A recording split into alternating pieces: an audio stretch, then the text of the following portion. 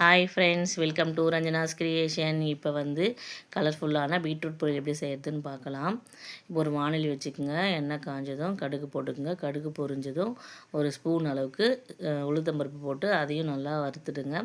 இப்போ வந்து கருவேப்பிலை போட்டுக்குங்க. அதுக்கப்புறம் 4 பச்சை மிளகா போட்டிருக்கேன், காரத்துக்கு ஏற்ற மாதிரி. அது மாதிரி போட்டு நல்லா வதக்கிக்கலாம்.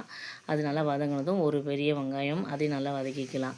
இது நல்லா வதங்கட்டோன்ட்டு இந்த இதுக்கு தேவையான அளவுக்கு உப்பும் கூடவே வந்து ஒரு அரை ஸ்பூன் அளவுக்கு இஞ்சி பூண்டு பேஸ்ட்டும் போட்டுக்கிறேன். அதையும் போட்டு நல்லா வதக்கிட்டு இப்போ வந்து சீவி வச்சுருக்கிற பீட்ரூட்டையும் இதில் ஆட் பண்ணிக்கலாம். இதில் நம்ம வந்து தண்ணி ஆட் பண்ண போகிறதில்ல, இந்த எண்ணெயிலே தான் வேக போகுது. அதனால் சிம்மில் வச்சு தான் வேக வைக்கணும். இப்போ நல்லா வதக்கிட்டு ஒரு தட்டு போட்டு மூடிட்டு 5 மினிட்ஸ் ஒரு தடவை கிளறி விடலாம். ஒரு 10 மினிட்ஸில் இது வெந்துடும்.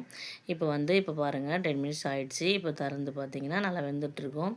இந்த ஸ்டேஜில் வந்து இப்போ இதுக்கு வந்து தேங்காயும் கொத்தமல்லியும் போட்டு இறக்கலாம். இதுக்கு வந்து சோம்புத்தூள் போட்டால் இன்னும் டேஸ்ட் நல்லாயிருக்கும். பிடிக்கிறவங்க சோம்புத்தூள் போடலாம், வேணான்னா விட்டுடலாம், ஆப்ஷன் தான்.